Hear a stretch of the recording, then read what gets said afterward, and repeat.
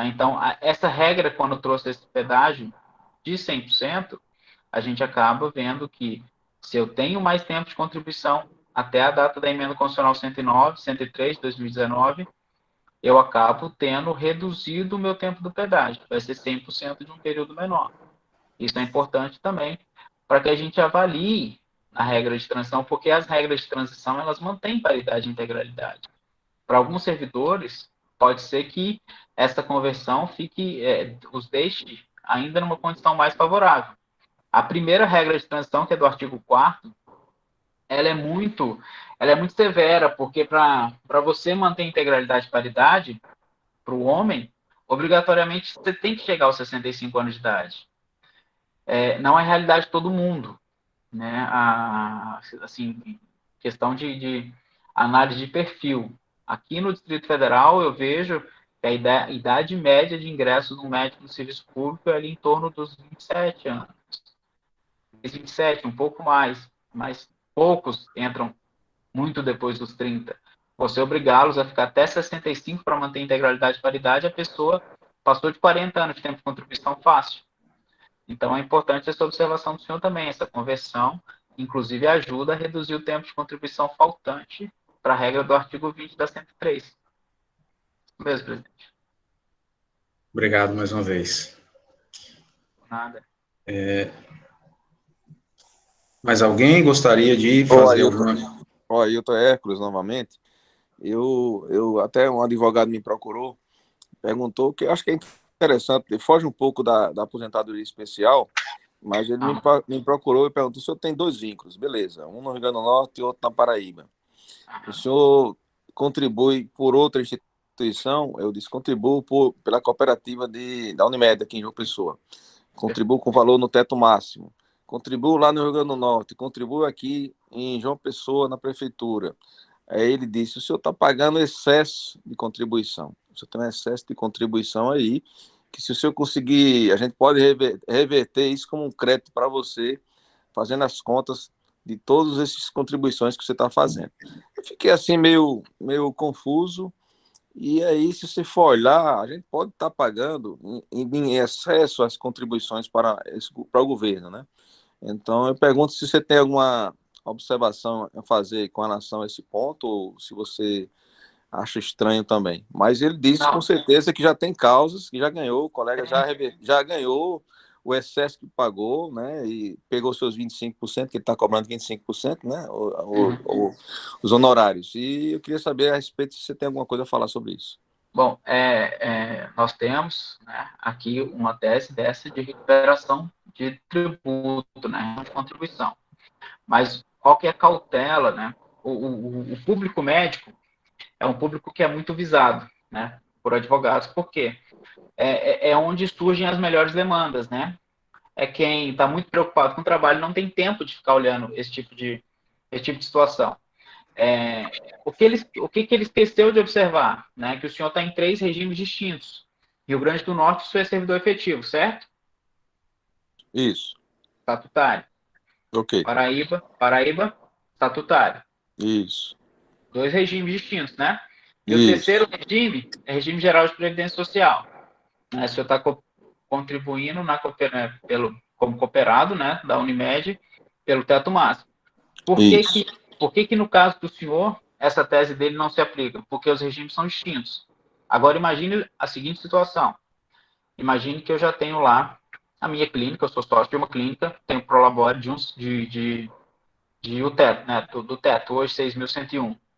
E ainda assim, trabalho como cooperado. Então, aí eu teria 2 contribuições dentro de um mesmo regime. Aí seria possível essa restituição.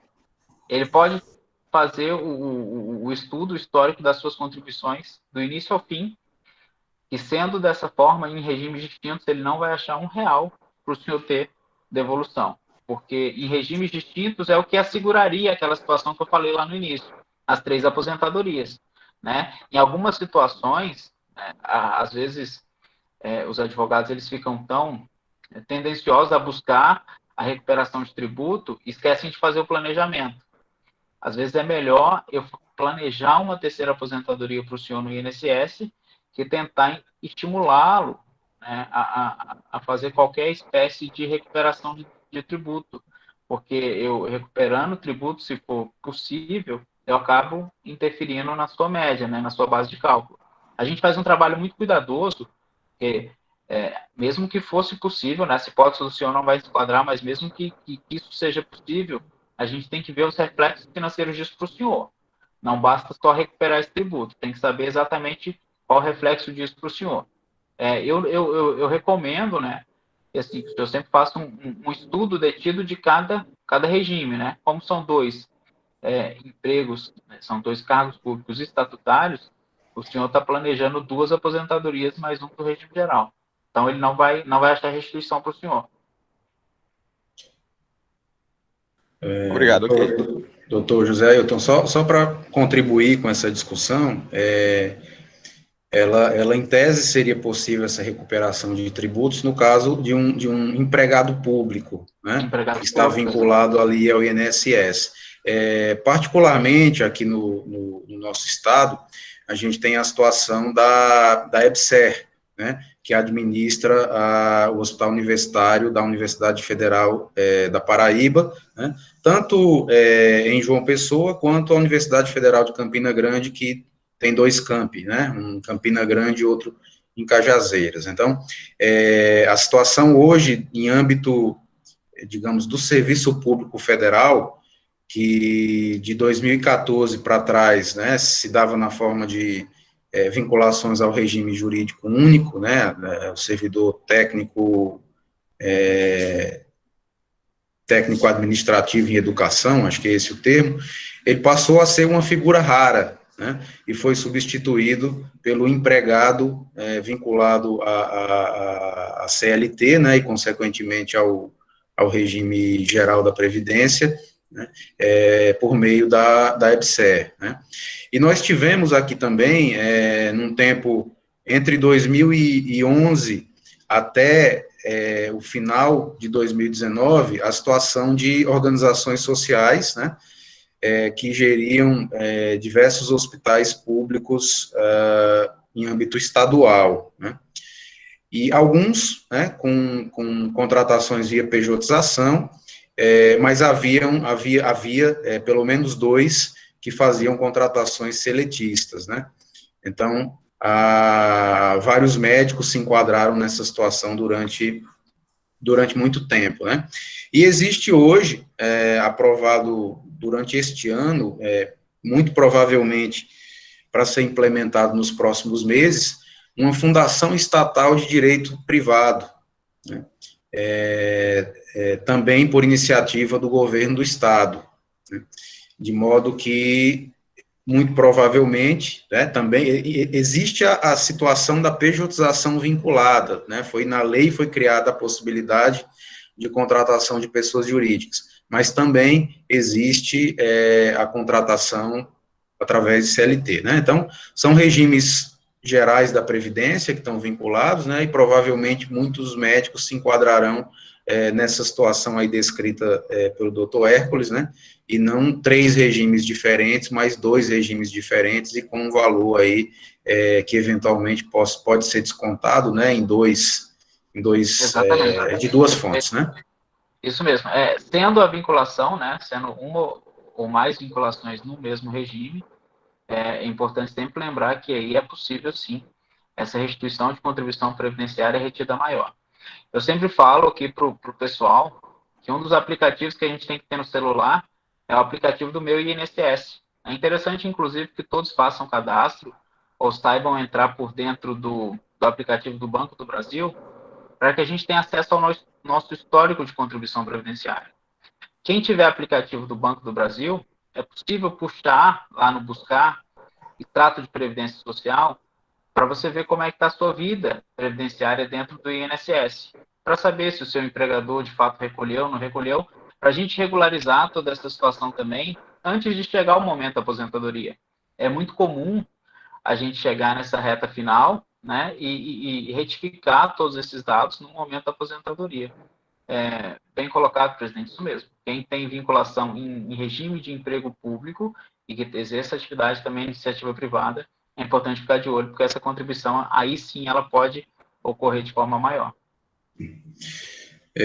Doutor Zé Ailton, minha última pergunta em relação a esse conceito de ingresso no serviço público, né? Inclusive para fins aí de paridade, de integralidade e discussão de qual o melhor, digamos, modelo de aposentadoria, né? O ingresso, ele se dá, o conceito de ingresso no serviço público é em qualquer cargo de qualquer ente público, sob regime estatutário, né? Ou ele tem que ser considerado naquele cargo de aposentadoria, né? Por exemplo, um médico que tenha ingressado no ano de 2002, por exemplo, no serviço público estadual, né? Que passou num concurso público no ano de 2005, no serviço público federal, né? E aí já era o segundo vínculo dele. Então ele precisou pedir exoneração de um para assumir o outro, né? Então, qual o conceito de ingresso no serviço público nessa situação? E mais ainda, qual é uma complementação? Qual é o conceito também de ingresso quando existe um intervalo entre um e outro, né? Ele tenha tido um ingresso como estatutário, efetivo, antes de 2003, porém, houve um hiato, sem vínculo público, e depois um ingresso no ente federal, num segundo momento. Muito bom, presidente. Excelente pergunta também. Essa situação ela é tratada lá na Orientação Normativa número 2 de 2009. Orientação normativa, eu sempre brinco que ela, às vezes, ela desorienta mais que orienta, né? Ela vem de acordo com que o serviço público, né, que o gestor público quer que seja conferido de interpretação. A data de ingresso no serviço público é sempre considerada a data no cargo mais longínquo, né, no cargo mais pretérito, desde que não tenha essa solução de descontinuidade. Né? Nos exemplos que o senhor colocou, a data de ingresso no serviço público de um servidor estatutário que tomou posse em cargo público efetivo antes de 2003 e posteriormente passou, embora seja em outro ente federativo e outro cargo público efetivo, ele mantém as regras do primeiro cargo desde que ele não tenha quebra de vínculo. O que se entende sobre essa quebra de vínculo? Muito se discute também. Qual que seria o prazo dessa quebra de vínculo, né? Eu já vi Tribunal de Contas decidindo que a quebra de vínculo ela pode ocorrer, né? Ela fica caracterizada se entre a exoneração de um vínculo e a posse do outro decorrer mais de um dia.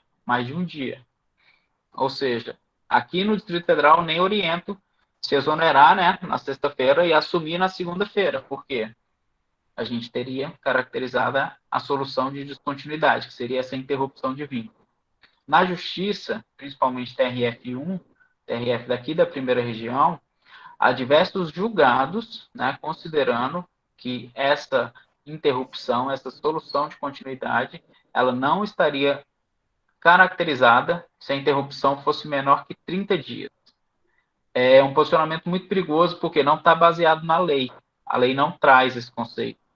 Né? Foi de uma interpretação de que seria uma competência. Né? Uma competência seria 30 dias.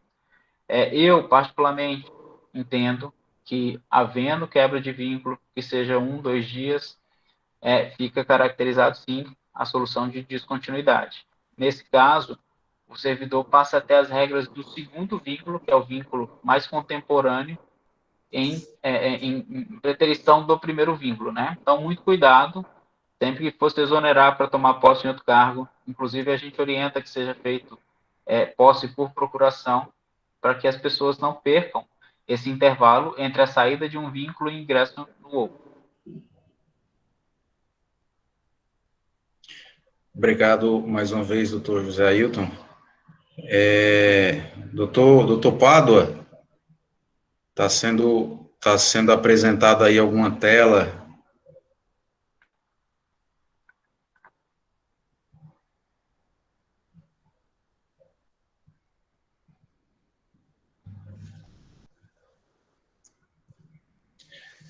Bom, vamos abrir aqui para uma última pergunta.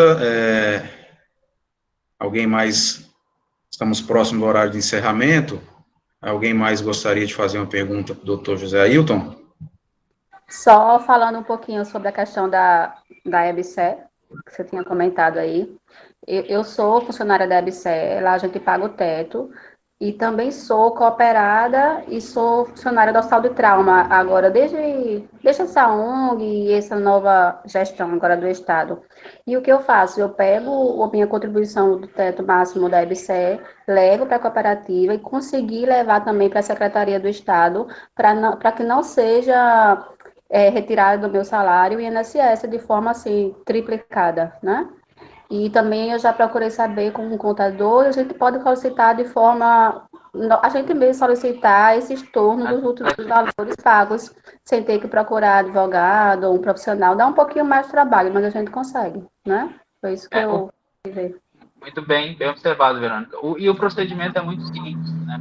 O procedimento pode ser todo feito pelo site da Receita, é um pedido de compensação, um pedido de restituição que pode ser feito. A parte mais trabalhosa é, de fato, identificar mês a mês quais foram os valores a maior descontados a título de contribuição previdenciária para o regime geral de previdência social.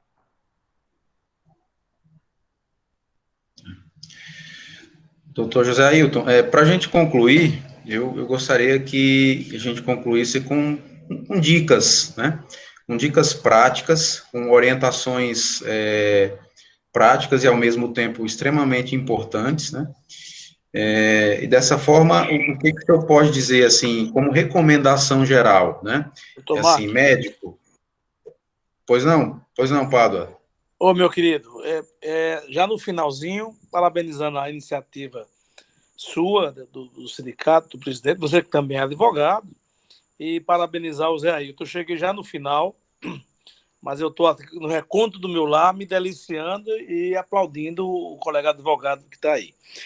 Por último, nessa minha participação, eu queria apenas indagar do seguinte: muitas vezes a contagem de tempo de serviço é feita por advogado ou por técnicos ligados ao INSS, e se o doutor Zé Ailton compensa a gente tentar uma judicialização via mandato de segurança ou exaurir a esfera administrativa. Eu queria ver a impressão dele, depende muito do como é que há o entendimento da Justiça Federal de Brasília ou aqui de João Pessoa, por exemplo, da Paraíba.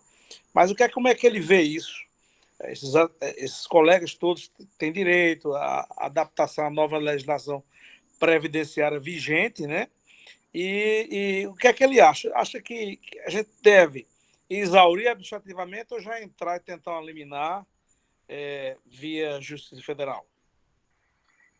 Bom, muito obrigado. Obrigado pela participação do senhor também. Essa situação, como que eu tenho tratado aqui no Distrito Federal? Embora tenha sido decidido no âmbito de uma repercussão geral, eu ainda preciso demonstrar que eu exerci atividade insalubre, né? Então, não daria, né, pelo mecanismo do mandado de segurança, para eu judicializar essa questão. Administrativamente, eu só preciso provocar a administração pública. Eu não preciso esperar o exaurimento. Então, realizado o requerimento administrativo, passados 30 dias, previsto na 9784, o que eu posso fazer? Entrar com uma ação de conhecimento, pedindo o reconhecimento desse tempo comum, e se eu já tiver a comprovação de imediato, eu posso, né, pedir uma tutela que a gente chama aqui de tutela de evidência. Está lá no Código de Processo Civil, porque é uma decisão baseada em um precedente com repercussão geral. A gente está tratando de muitos termos jurídicos, mas o que eu quero dizer para o senhor é que tem como, mesmo diante dessa recusa da administração pública, de trazer uma efetividade para essa decisão. É possível sim, né, com relação a essas ações, o que a gente só precisa nesse momento é esperar o trânsito em julgado. Transitando em julgado, é possível a gente fazer esse requerimento, e sendo negado ou na demora na resposta do requerimento, que a gente já judicialize a questão. Muito bom. Então, doutor José Ailton, se eu puder concluir dando essas orientações práticas para os médicos, né, principalmente dizendo o que o médico deve fazer nesse momento, né, quais cuidados ele deve ter nesse momento para garantir essa documentação. Não, tem um evento aqui, mas... Bom, para primeiramente... garantir para garantir essa documentação durante o período trabalhado, que não venha depois se deparar com uma dificuldade em realmente ter essas provas, né? Perfeito. Como aposentadoria especial é sempre um tema muito de difícil comprovação e a documentação sempre é muito escassa, qual que é a primeira orientação sempre? Guardar os contra-cheques. O que eu oriento aqui? Ao final de cada ano, imprima a sua ficha financeira, seu contra-cheque analítico do ano inteiro, e circule lá seu recebimento adicional de salubridade por todo o período. Isso é importante para você comprovar a insalubridade na aposentadoria e para fazer um pente fino para saber se você deixou de receber em algum mês. É muito comum que a gente deixe de receber, principalmente quando há troca de lotação, quando há, enfim, alteração de escala. Muitas vezes aqui eu pego servidores que estavam sem receber. Segunda dica, eu sempre peço para as pessoas terem em seu dispositivo o aplicativo do meu INSS, principalmente os médicos que exercem atividade tanto na iniciativa privada quanto no serviço público, para acompanhar a evolução de suas contribuições previdenciárias. Terceira dica, sempre solicitar para o órgão, mas aqui não tem, aqui não existe. Solicita. Formalize um requerimento administrativo pedindo o PPP, esse perfil profissiográfico previdenciário e o laudo técnico de condições ambientais do trabalho. Quarta dica, eu sempre peço para que as pessoas, antes de pagarem residência médica, que avaliem se de fato é necessário recolher esse período. Me deparo com muitas pessoas recolhendo residência médica, agora mais ainda sem necessidade em razão dessa conversão de tempo. Diversos casos de averbação de tempo, a gente tem que olhar pontualmente para cada caso para saber se realmente vale a pena essa averbação ou não. Mais uma dica com relação à aposentadoria especial, sempre que você tiver trabalhado em alguma empresa que tenha sido extinta, alguma empresa que tenha falido, é importante lembrar que a gente pode pedir a prova por meio de empresa equivalente. Por exemplo, eu trabalhava num determinado hospital da rede A. Essa rede, ela faliu e não tem como me dar a comprovação dessa atividade especial. Mas eu tenho uma outra rede que tem exatamente os mesmos cargos, tem inclusive um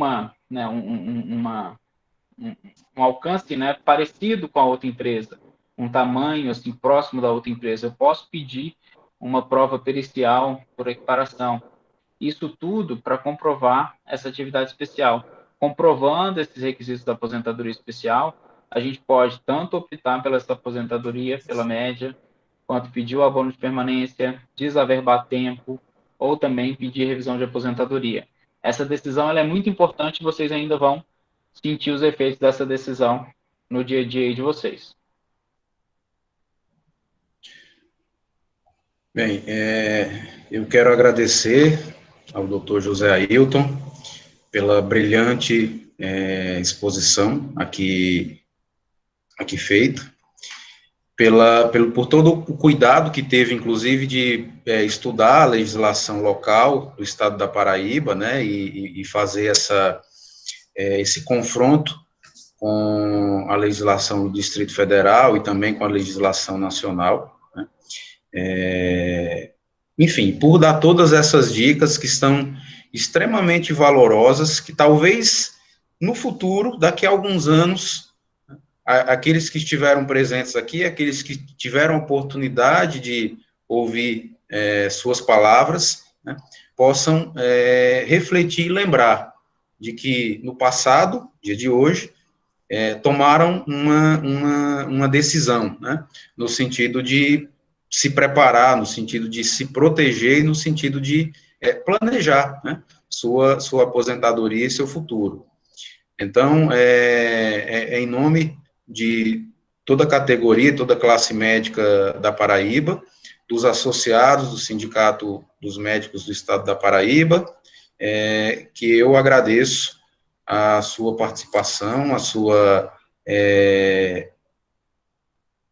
todo o seu conhecimento, toda a sua experiência exposta aqui para nossos médicos. Doutor José Ailton, meu muito obrigado do Sindicato dos Médicos ao senhor e toda a sua equipe, toda a sua banca jurídica. Estamos, sindicato e a população paraibana está de braços abertos, né, sempre que possível, mantenha o contato, assim como nós também manteremos o contato com os senhores, e estamos disponíveis para conversas futuras e também para receber, né, o senhor, sua família, bem como seus colegas profissionais aqui na nossa terra. Bom, muito obrigado. Eu sou suspeito para falar, sou apaixonado pela Paraíba. Me casei e passei lua de mel aí, eu adoro esse estado e quero deixar aqui também meu agradecimento a vocês, essa iniciativa do sindicato, e dizer que a gente acaba de abrir uma porta, né? Principalmente para a gente poder trocar essas informações sobre essas aposentadorias aqui, aí no estado de vocês, principalmente para a gente manter os sindicatos, né, de forma organizada e de forma estruturada, para que a gente não deixe passar essas oportunidades, para que a gente consiga, de fato, revisar as aposentadorias que estão erradas, que a gente consiga esses abonos de permanência, e a porta do conhecimento ela vai estar sempre aberta. Sempre que eu precisar me socorrer, eu vou aí também, e conte conosco. Se estiver em Brasília, pode contar com a Advocacia Riedel e com os sindicatos médicos aqui do Distrito Federal. Muito obrigado mais uma vez, agradeço a participação de todos os colegas que, seja parcialmente ou integralmente, puderam comparecer, também todos os nossos colaboradores do Sindicato dos Médicos, e já convidá-los também, né, para amanhã voltarem presentes aqui, para assistir à exposição do Dr. Breno Figueiredo, médico, tá, com formação em gestão executiva de saúde também, pela Fundação Getúlio Vargas. O doutor Breno é médico em Minas Gerais, e vai falar aí sobre carreira médica, sobre remuneração, né, sobre assuntos que muitas vezes não são comentados dentro do meio acadêmico, dentro dos meios de residência e especialização, e que são extremamente importantes para que o médico tenha vinculado à sua atividade profissional, uma qualidade de vida, uma forma digna de ter toda atrelada a toda a sua atividade profissional, uma possibilidade de uma vida melhor. Então, eu agradeço a participação de todos, e, em especial, mais uma vez, ao doutor José Ailton. Uma boa noite a todos e até amanhã.